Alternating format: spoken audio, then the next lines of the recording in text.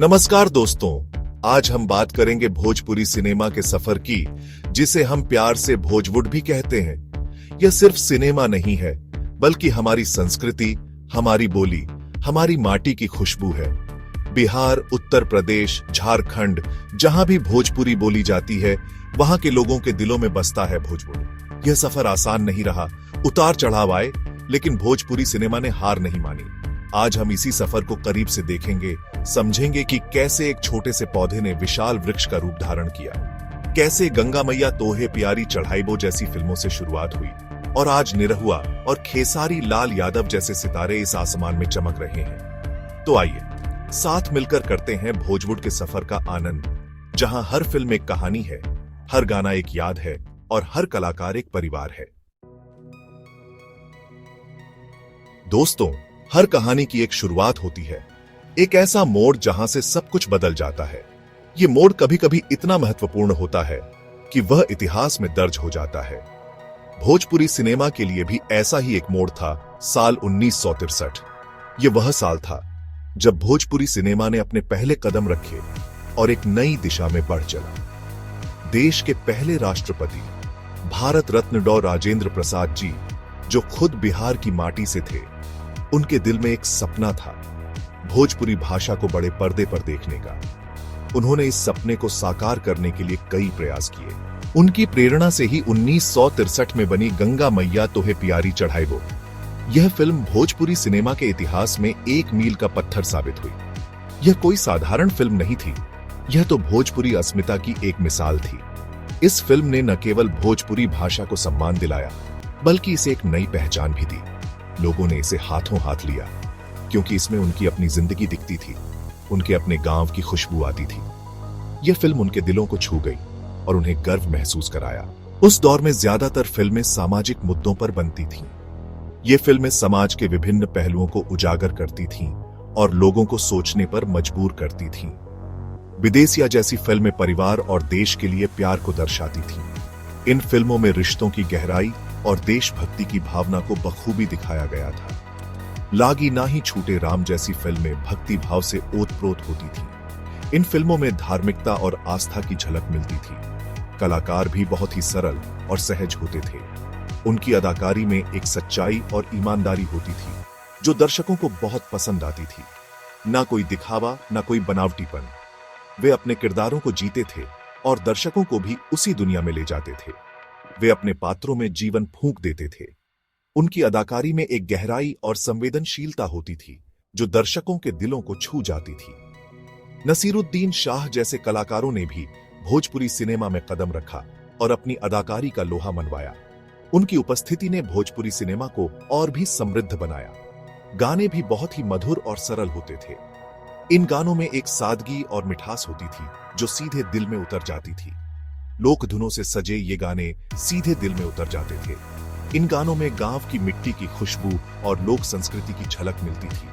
कसम से कहते हैं और होली में दिल खिल जाता है जैसे गाने आज भी लोगों की जुबान पर रहते हैं। ये गाने आज भी उतने ही लोकप्रिय हैं जितने उस समय थे। यह दौर भोजपुरी सिनेमा के लिए बहुत ही महत्वपूर्ण था। इस दौर ने भोजपुरी सिनेमा को एक नई दिशा दी और इसे एक नई पहचान दिलाई। इस दौर ने सिर्फ शुरुआत ही नहीं की, बल्कि एक मजबूत नींव भी रखी, जिस पर आगे चलकर भोजपुरी सिनेमा का भव्य भवन खड़ा हुआ। इस नींव ने भोजपुरी सिनेमा को एक स्थायित्व और मजबूती दी। यह वो दौर था जब भोजपुरी सिनेमा ने अपनी पहचान बनाई, अपनी जगह बनाई। इस दौर ने भोजपुरी सिनेमा को एक नई ऊंचाई पर पहुंचाया और इसे एक नई दिशा दी। 70 और 80 का दशक, यह था भोजपुरी सिनेमा का स्वर्ण युग। इस दौर में भोजपुरी सिनेमा ने अपनी पहचान बनाई और दर्शकों के दिलों में एक खास जगह बनाई। यह वह समय था जब भोजपुरी फिल्मों ने न केवल स्थानीय दर्शकों को, बल्कि राष्ट्रीय और अंतर्राष्ट्रीय स्तर पर भी अपनी छाप छोड़ी। इस दौर में एक से बढ़कर एक फिल्में आईं, जिन्होंने न सिर्फ दर्शकों का दिल जीता, बल्कि इतिहास भी रचा। इन फिल्मों ने बॉक्स ऑफिस पर धमाल मचाया और कई पुरस्कार भी जीते। दर्शकों की प्रतिक्रियाएं भी अद्भुत थीं। हर कोई इन फिल्मों की तारीफ करता नहीं थकता था। विदेशिया, हमर भौजी, गंगा किनारे, मोरा गांव जैसी फिल्में इस दौर की शान थीं। इन फिल्मों ने न केवल मनोरंजन किया, बल्कि समाज के विभिन्न पहलुओं को भी उजागर किया। इनकी कहानियां और किरदार आज भी लोगों के दिलों में बसे हुए हैं। इन फिल्मों की खासियत थी उनकी कहानियां जो सीधे दिल को छू जाती थीं और जिनमें जीवन की सच्चाइयों का प्रतिबिंब होता था। इन कहानियों ने दर्शकों को अपने साथ बांधे रखा और उन्हें सोचने पर मजबूर किया। ये कहानियां सीधे जीवन से जुड़ी होती थीं। गांव की सादगी, पारिवारिक रिश्ते, प्रेम, त्याग, बलिदान, हर वो रंग इन फिल्मों में दिखता था जो एक आम आदमी की जिंदगी का हिस्सा होता है। इन फिल्मों ने दर्शकों को उनके अपने जीवन की झलक दिखाई। पारिवारिक रिश्ते, प्रेम, त्याग, बलिदान, हर वो रंग इन फिल्मों में दिखता था जो एक आम आदमी की जिंदगी का हिस्सा होता है। इन फिल्मों ने दर्शकों को उनके अपने जीवन की झलक दिखाई और उन्हें भावनात्मक रूप से जोड़ा। नई प्रतिभाओं का भी इस दौर में जन्म हुआ। कई नए कलाकारों ने इस समय में अपने करियर की शुरुआत की और अपनी अदाकारी से दर्शकों का दिल जीत लिया। इन कलाकारों ने भोजपुरी सिनेमा को नई ऊंचाइयों पर पहुंचाया। सुपरस्टार निरहुआ के पिता भी इसी दौर में भोजपुरी पर्दे पर छा गए थे। उनकी अदाकारी का जादू दर्शकों के सर चढ़कर बोलता था। उनकी फिल्मों ने न केवल बॉक्स ऑफिस पर सफलता पाई, बल्कि उन्हें एक प्रतिष्ठित अभिनेता के रूप में स्थापित किया। उनकी अदाकारी का जादू दर्शकों के सर चढ़कर बोलता था। हर कोई उनकी फिल्मों का बेसब्री से इंतजार करता था और उनकी अदाकारी की तारीफ करता था। उनके अभिनय ने भोजपुरी सिनेमा को एक नई दिशा दी। गाने भी इस दौर में एक से बढ़कर एक आए। इन गानों ने न केवल फिल्मों को हिट बनाया, बल्कि संगीत प्रेमियों के दिलों में भी अपनी जगह बनाई। इन गानों की धुनें और बोल आज भी लोगों की जुबान पर है। लोक धुनों का जादू तो था ही, साथ ही नए संगीतकारों ने अपनी कल्पना से संगीत को नया रंग दिया। इन संगीतकारों ने भोजपुरी संगीत को एक नई पहचान दी और उसे और भी लोकप्रिय बनाया। लगन तोहरे नाम के, पिया तो से नैना लागे रे जैसे गाने आज भी लोगों की जुबान पर चढ़े हैं। इन गानों ने न केवल फिल्मों को हिट बनाया, बल्कि संगीत प्रेमियों के दिलों में भी अपनी जगह बनाई। यह दौर भोजपुरी सिनेमा के लिए सुनहरा सपना था। इस समय में भोजपुरी सिनेमा ने अपनी जड़ें मजबूत की और नई ऊंचाइयों को छुआ। यह वह समय था जब भोजपुरी सिनेमा ने अपनी एक अलग पहचान बनाई। इस दौर में भोजपुरी सिनेमा ने न सिर्फ अपनी जड़ें मजबूत की, बल्कि नई ऊंचाइयों को भी छुआ। फिल्म निर्माण की प्रक्रिया में भी कई बदलाव आए और तकनीकी दृष्टि से भी सिनेमा ने प्रगति की। यह वो दौर था जब भोजपुरी सिनेमा ने अपनी एक अलग पहचान बनाई, अपना एक अलग मुकाम हासिल किया। इस समय में बनी फिल्मों ने न केवल मनोरंजन किया, बल्कि समाज के विभिन्न पहलुओं को भी उजागर किया। यह स्वर्ण युग हमेशा भोजपुरी सिनेमा के इतिहास में एक महत्वपूर्ण अध्याय रहेगा। 90 का दशक भोजपुरी सिनेमा के लिए यह दौर कुछ खास अच्छा नहीं रहा। जैसे एक अच्छे खिलाड़ी का भी बुरा दौर आता है, वैसे ही भोजपुरी सिनेमा के लिए भी यह दौर कुछ ऐसा ही था। क्रिटिक, कम बजट और कमजोर कहानियों ने दर्शकों को निराश किया। फिल्में बनने तो लगीं, लेकिन उनमें वो बात नहीं रही जो पहले हुआ करती थी। कहानियां दोहराई जाने लगीं, गाने भी पहले जैसे मधुर नहीं रहे। कुछ फिल्म निर्माताओं ने सस्ती प्रसिद्धि के लिए अश्लीलता का सहारा लिया, जिससे भोजपुरी सिनेमा की छवि को नुकसान पहुंचा।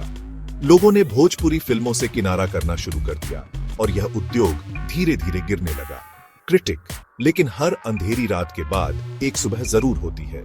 यह बात भोजपुरी सिनेमा पर भी लागू होती है। 90 के दशक में भले ही भोजपुरी सिनेमा को गिरावट का सामना करना पीड़ा, लेकिन इस दौर ने यह भी सिखाया कि दर्शकों को हल्के में नहीं लेना चाहिए। नई सदी, नया सहस्राब्दी और भोजपुरी सिनेमा के लिए एक नई शुरुआत। यह समय था जब भोजपुरी सिनेमा ने अपनी खोई हुई पहचान को फिर से पाने की कोशिश शुरू की। 2000 के दशक में भोजपुरी सिनेमा ने जैसे एक नया जीवन पाया। पुराने दौर की यादें ताजा करते हुए इसने नए और आधुनिक तरीकों को अपनाया। तकनीकी रूप से भी फिल्में अब पहले से बेहतर बनने लगीं। एडिटिंग, सिनेमैटोग्राफी और साउंड क्वालिटी में सुधार हुआ, जिससे दर्शकों का अनुभव और भी समृद्ध हो गया। मॉडर्न स्टार दिनेश लाल यादव निरहुआ, जिन्होंने अपनी अदाकारी और गायकी से भोजपुरी सिनेमा को एक नई दिशा दी। पवन सिंह, खेसारी लाल यादव, जिन्होंने अपनी मेहनत और प्रतिभा से भोजपुरी सिनेमा को नई ऊंचाइयों पर पहुंचाया। रवि किशन जैसे नए सितारों का जन्म हुआ, जिन्होंने अपनी अदाकारी से दर्शकों को अपना दीवाना बना लिया।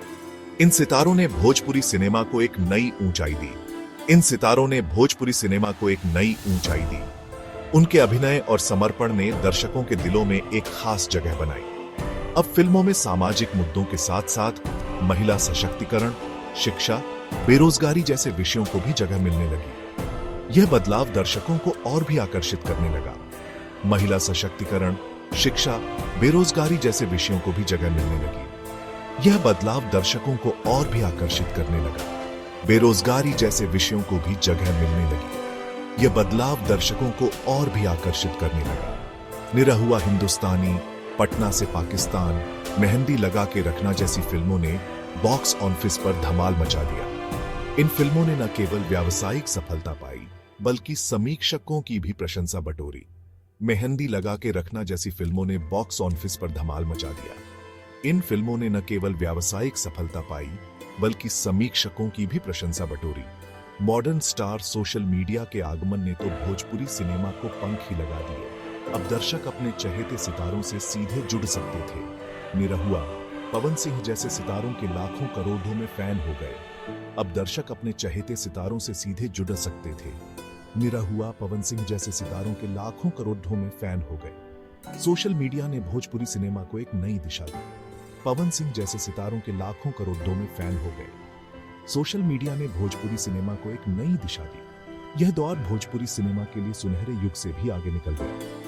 यह समय था जब भोजपुरी सिनेमा ने अपनी खोई हुई पहचान को फिर से पाने की कोशिश शुरू की। भोजपुरी सिनेमा अब सिर्फ क्षेत्रीय सिनेमा न रहकर राष्ट्रीय स्तर पर अपनी पहचान बना चुका था। यह सफर आगे भी जारी है और उम्मीद है कि भोजपुरी सिनेमा नई ऊंचाइयों को छूता रहेगा।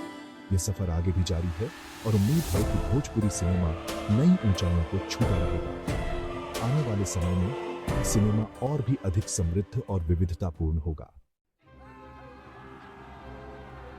तो दोस्तों, ये था भोजपुरी सिनेमा का सफर जो अभी जारी है। यह सिनेमा सिर्फ मनोरंजन का साधन नहीं है, बल्कि हमारी संस्कृति, हमारी बोली, हमारी पहचान है। फ्यूचर विजनरी, मुझे विश्वास है कि भोजपुरी सिनेमा आगे भी नई ऊंचाइयों को छूता रहेगा और दुनिया भर में अपनी एक अलग पहचान बनाएगा। आप सबका प्यार और सहयोग ही भोजपुरी सिनेमा की ताकत है। तो आइए मिलकर इस सफर को और भी यादगार बनाएं। धन्यवाद।